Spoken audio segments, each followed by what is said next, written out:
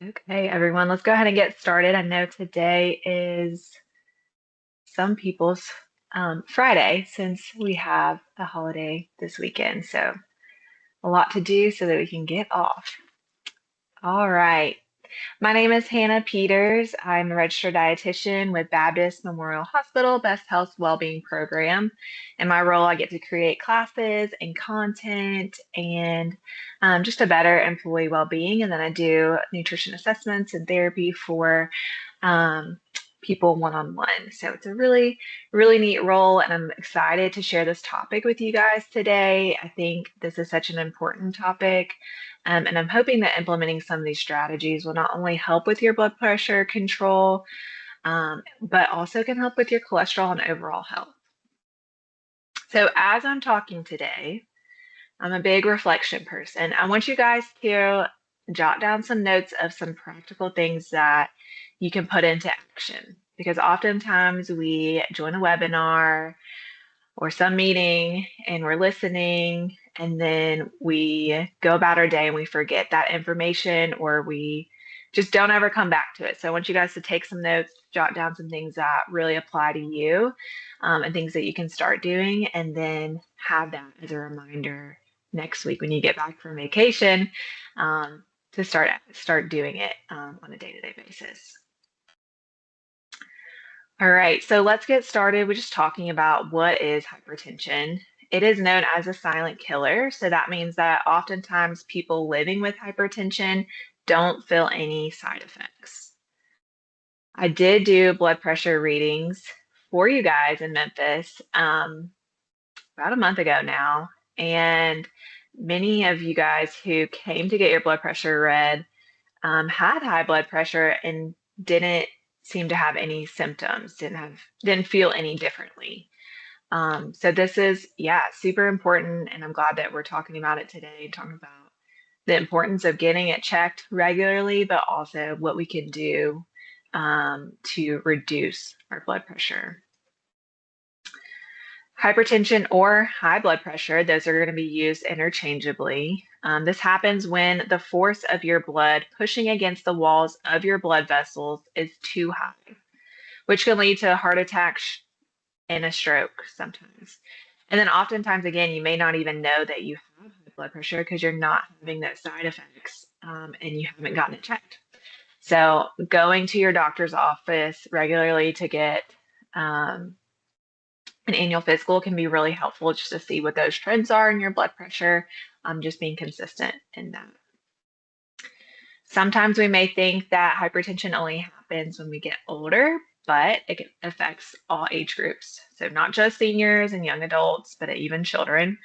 During those screenings with First Horizon, someone shared with me that they were diagnosed in their as an early teenager. And so it just goes to show that it could be anyone. So we have risk factors for hypertension, and some of those are going to be non-modifiable, meaning that we cannot change them. So that would be family history, age, gender, race. But the good news is that we do have some modifiable risk factors, and those are the things that we get to work on.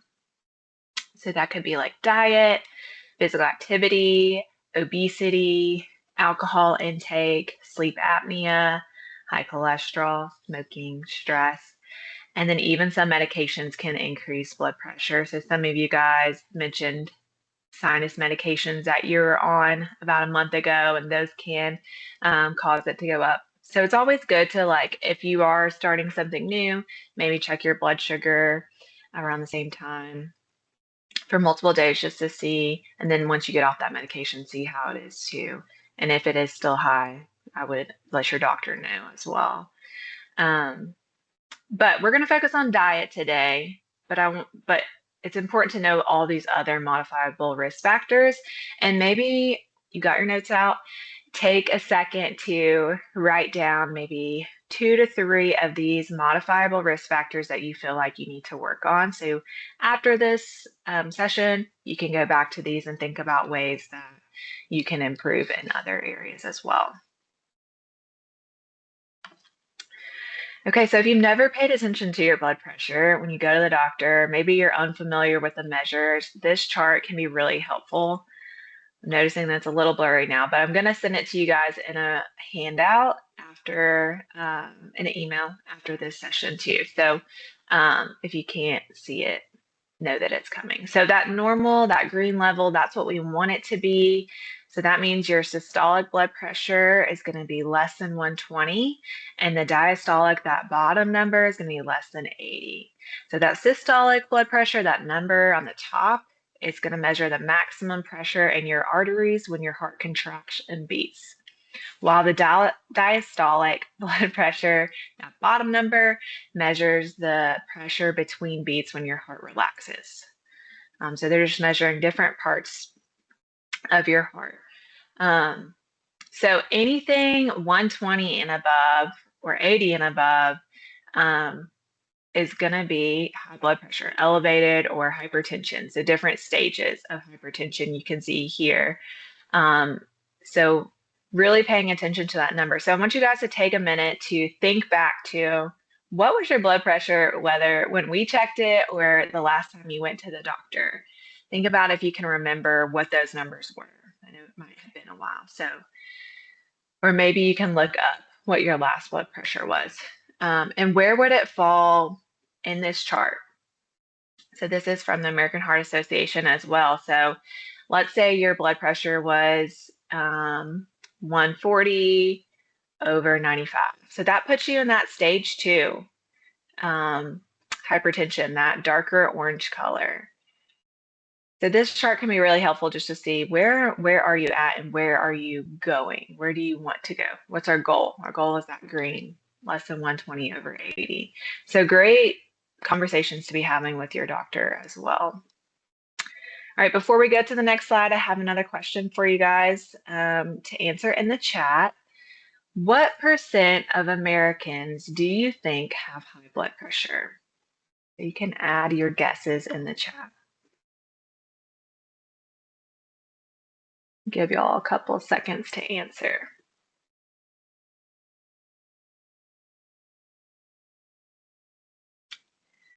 Y'all are smart. Okay, 60%, 85, 65, 75, 60, 88, 35, 70, 75, 75, 80. Okay, y'all showed up because y'all knew it was a lot of people. But y'all are overestimating a little bit. So it is nearly half. So about 48% of Americans have high blood pressure. But the scary thing is that 3 out of 4 of those people don't even know.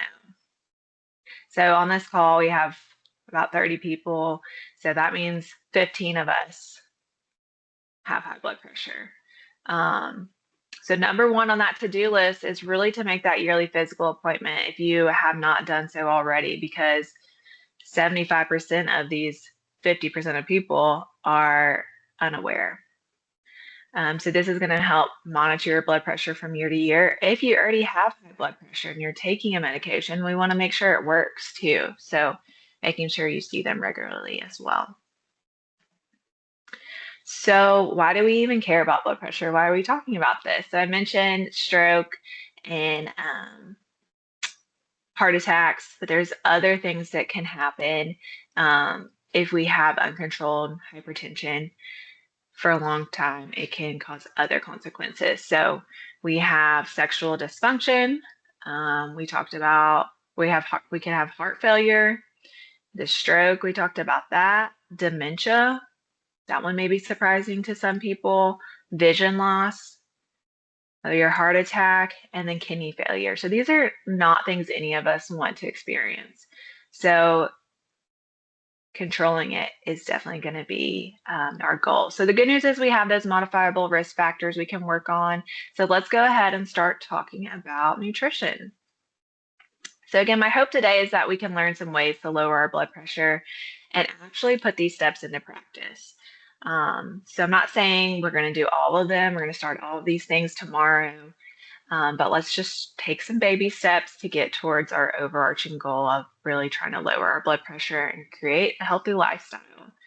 So as I'm going through these ideas again, please jot down some ideas that you could do or that you want to do here in the near future.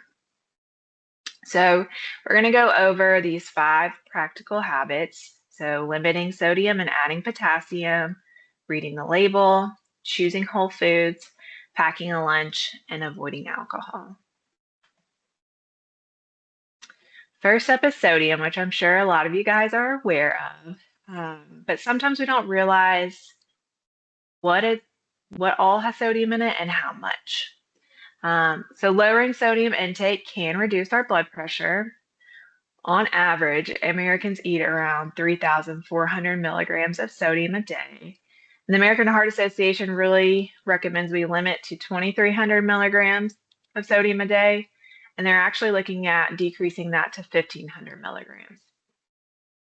So our main source of sodium in our diet is salt because it has sodium chloride in it, but it's important to be aware of what foods are high in sodium. So like you guys know, a lot of those packaged and processed foods, condiments and sauces, are cured meats. So prosciutto, bacon, pepperoni, bologna, salami, soups, dairy products like cheese, cottage cheese. So important to just be aware of foods that are generally going to be high in sodium, but it's also important to read the label. So we're going to get there. Another great way to limit sodium is just trying to limit the salt shaker. So I know some of us probably season with just salt and pepper because that's what we've always done, and we can switch that up and use different herbs and spices or some no salt seasonings like Mrs. Dash. There's a website called Spiceology that has no salt seasonings that are great. So you could use fresh herbs like basil, thyme, oregano, or you could use dried. You can use citrus juices like orange, lemon, lime, or vinegars to flavor your foods without adding salt. So I would also say if you feel like you have to have salt, make sure you taste your food before you go adding the salt. I remember my grandmother, she loved some salt and she would just immediately pick up the salt shaker and it looked like it snowed on her food before she even tasted it. So don't be like that. All right, the majority of meals from restaurants and fast foods are going to be packed with sodium. So average fast food meals contain about 1,100 milligrams of sodium, while a sit-down restaurant often exceeds 2,000 milligrams, and that's just one meal. And remember, we're trying to stay under 2,300 milligrams a day. So if we're going to eat out, we want to try to look at the menu and the nutrition facts ahead of time so we can make informed decisions about what we're eating. So with that being said, let's look at some different foods and their sodium content. So I had some people mention Popeyes when I was with you guys. So I was like, let me look up a Popeyes meal. We'll just see if y'all can guess this one. The six pieces of Popeyes bone-in wings with honey barbecue sauce. How much sodium do you think is in that? In those 6 pieces of wings? Y'all can guess in the chat.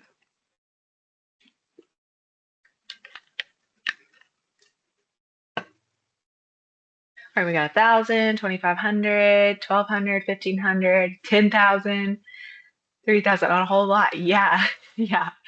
So they had 2,850 milligrams. I was shocked by that, you guys. I was like, whoa.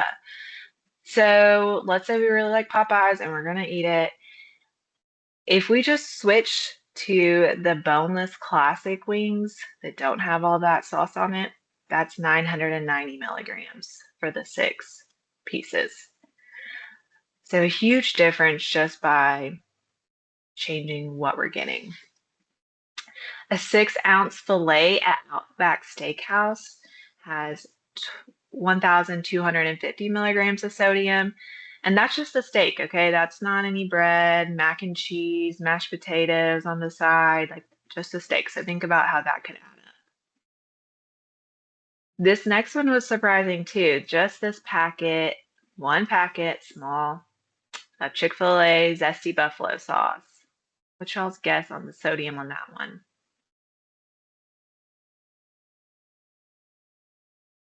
500, 800, 60, 230. Yeah.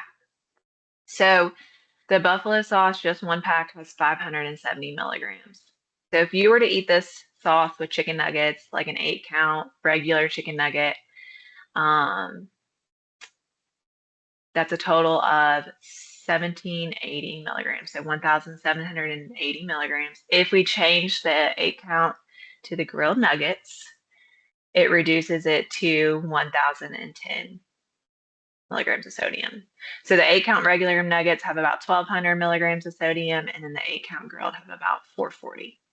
So a huge difference in just different choices. The Tennessee Pride sausage patties, they have 420 milligrams for 2 sausages. So instead of having sausage for your breakfast, maybe try eggs, Greek yogurt, low sodium cottage cheese, or you can make your own sausage patties out of like a ground turkey. Walmart Great Value beef broth. A lot of times we're using this when we're cooking, and so it's important to know how much sodium's in that and that there are alternatives. So 1 cup of this beef broth, which there's 4 cups in the container, has 810 milligrams. Okay. If we get the unsalted beef broth, that only has 70 milligrams per 1 cup. So a significant difference, a huge difference. The Kraft Singles American cheese has 210 milligrams per slice of cheese. And then we have like an average hamburger has about 400 to 600 milligrams of sodium. So thinking about those together gives us about 600.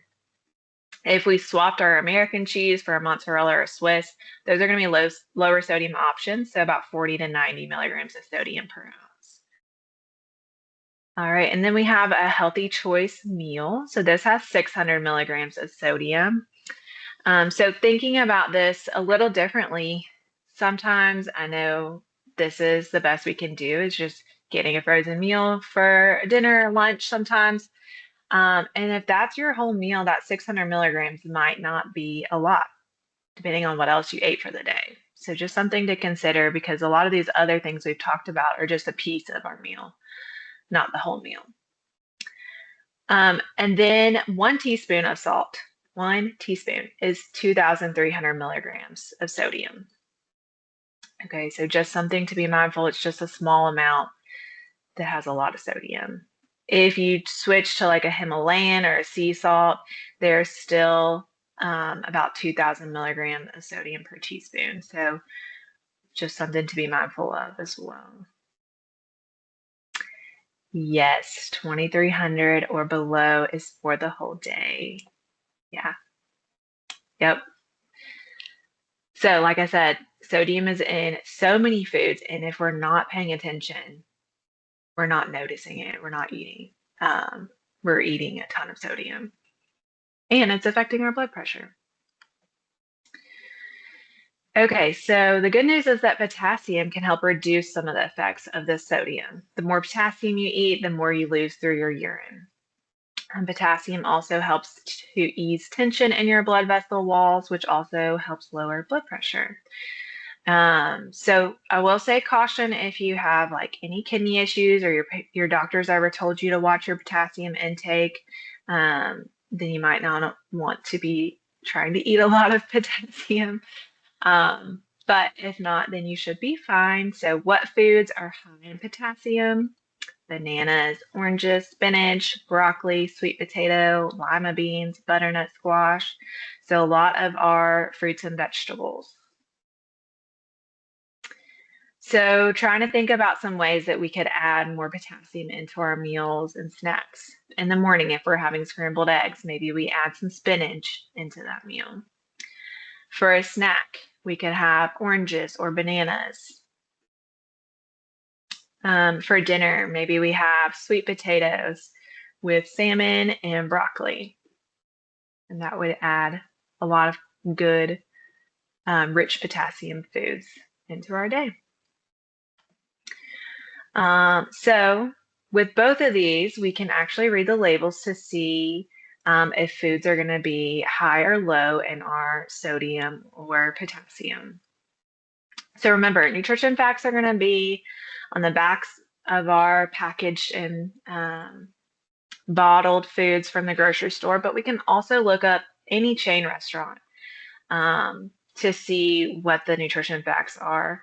Local, oftentimes they may not have it, but any chain, they'll have that. If you're ordering on an app, you should see usually they will have the nutrition facts info easier for you to find on the app versus on the website sometimes. So first, while we're talking about these labels, I think it's important to understand what the percent daily value means. So percent daily value shows how much a nutrient in a serving of the food contributes to the total daily diet of 2,000 calories. So we can use this percent daily value to determine if a serving of the food is either high or low in an individual nutrient, and it can be helpful for trying to compare food products as well. We'll say if we're comparing food products, we want to make sure that serving size is the same to make that comparison a true comparison. All right, so when we're looking at that label, we definitely want to look at our sodium, right? If the percent daily value located next to the milligrams of sodium, that right side, so this purple 37% here. So if that number is greater than 20, it's going to be high in that nutrient. So this product, whatever this is high in sodium. If it is 5% or lower, the product is low in sodium. So we want the percent daily value to be closer to 5%. And we would know that that means that it's going to be a low sodium food. So if we wanted to look at the milligrams of sodium, 140 milligrams of sodium or less is considered like low sodium. So looking for products that say no salt added or low sodium are important. Also thinking about if it says 25% less sodium, what did it start with? Because it still may have a lot of sodium in it. You do need some sodium, but our diets as Americans are typically really high in them. So we want to be mindful of not overdoing it. Okay, when looking at potassium, we want that percent daily value to be higher, so closer to that 20 or more. So we learned how eating out and how some quick and easy to prepare meals are packed with sodium. So choosing whole foods more often would help lower our total sodium intake. One diet that's really helpful in increasing our intake of these whole foods and decreasing our blood pressure and lowering LDL, that bad cholesterol, is the DASH diet. So that's the dietary approaches to stop hypertension. So this is this graphic here, and I have some links to some resources for you guys as well. But this is when we're trying to eat more vegetables, fruits, whole grains, low fat dairy, fish, poultry, beans, nuts, seeds, and vegetable oils, and trying to limit our fatty meats, full fat dairy, sugar sweetened beverages, sweets, and sodium. So, again, eating in this way is going to help decrease our blood pressure and lower cholesterol. So, I know some of you guys mentioned that lunch can be difficult. You're trying to go out and grab something really quick. But we just learned about how much sodium is in these foods we're eating out, and oftentimes there's probably not much potassium either. So pack your lunch. Don't grab fast food or processed meal. Take time on the weekend, maybe just to meal prep lunches for the week. So some ideas could be like a chicken or tuna salad. You can mix them with plain Greek yogurt instead of mayo. Pair it with raw vegetables or whole wheat crackers. You can make a salad. You could do a grab a bag salad, add some protein, maybe some black beans or chickpeas, edamame, fish, rotisserie chicken. Top it with tomatoes, cucumber, avocados, olives, shredded carrots. You can make a bento box, which is just like an adult Lunchable. So you can choose a protein, so turkey, rotisserie chicken, chickpeas, something like that. Maybe some nuts, a fruit, a raw vegetable, and a dip like a hummus or a yogurt dip. So that doesn't take a lot of cooking or preparation. You kind of just throw it all together. A big snack box. And then lastly, a protein bowl. So you again choose that protein. So chicken, turkey, fish, beans. Maybe you do some cooked vegetables. Choose a carb like a potato, a whole grain like quinoa or brown rice. If you're doing a pasta, you could do like whole wheat noodles. Choose some toppings like tomatoes, avocado, onion, and then mix up the theme. So maybe one week you do Mexican, one week's Asian, one week's Greek, and just have some different protein bowls.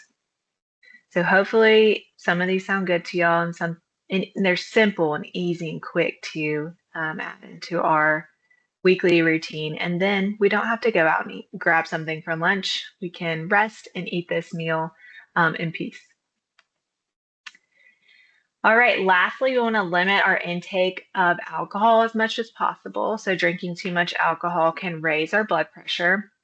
If you're going to drink, we want to try to limit to 2 drinks a day for men and 1 drink per day for women. And then I just wanted to note too, while we're here talking about beverages, caffeine can also increase blood pressure. So excessive caffeine intake, like 300 milligrams or more, is where we're going to be kind of worried about it. And so thinking about that's about 3 to 4 cups of coffee. I know loaded teas are very popular right now, so those can have about 160 to 200. So just thinking about your total caffeine intake as well.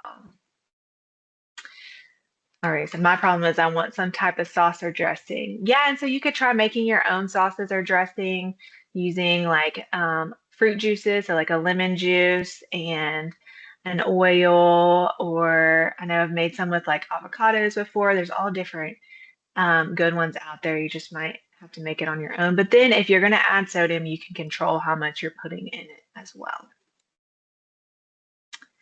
Okay, I have this resource for you guys. I will also email it out, but it kind of summarizes what we've talked about today. It has that blood pressure chart where y'all can see it a little better. And then has some links to some different resources. So a blood pressure log, the DASH diet. There's a handout on just like eating on the road. So if you guys are traveling this weekend or this summer, there's some good ideas there as well. And then I was asked to share some updates with you guys for your employee well-being. So in February, the MyCare 360 replaced True Life Care for diabetes management for First Horizon Health Plan members at no cost. It includes access to Health Check 360's team of care managers, year-round support with MyCare 360 app, and then they have personalized guidance tailored to your needs. So we just learned how high blood pressure increases risk of cardiovascular disease and lots of other things. So receiving support from this MyCare 360 can help monitor your heart health and give you guidance for your health needs. So be sure to check it out. There is a support email and phone number at the bottom of this slide. So take a picture of this if you need that information. But yeah, utilize these resources that you guys have. Lastly, I want to read this quote to you. The reality is the first line of things we recommend for both prevention and treatment of high blood pressure have to do with eating. And we live in a very difficult environment for food. It's hard for people to have a low sodium intake. It's hard for people to eat enough potassium. It's hard for people to take in a small number of calories.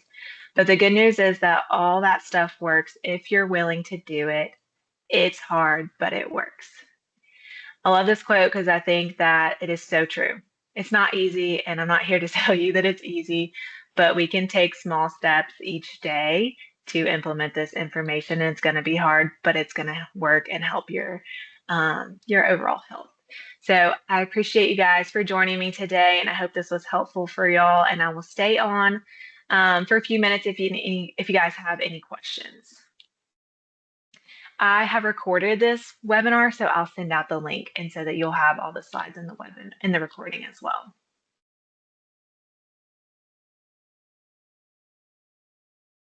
Yeah, if y'all don't have any questions, I hope you'll have a wonderful Easter weekend, and I appreciate y'all having me.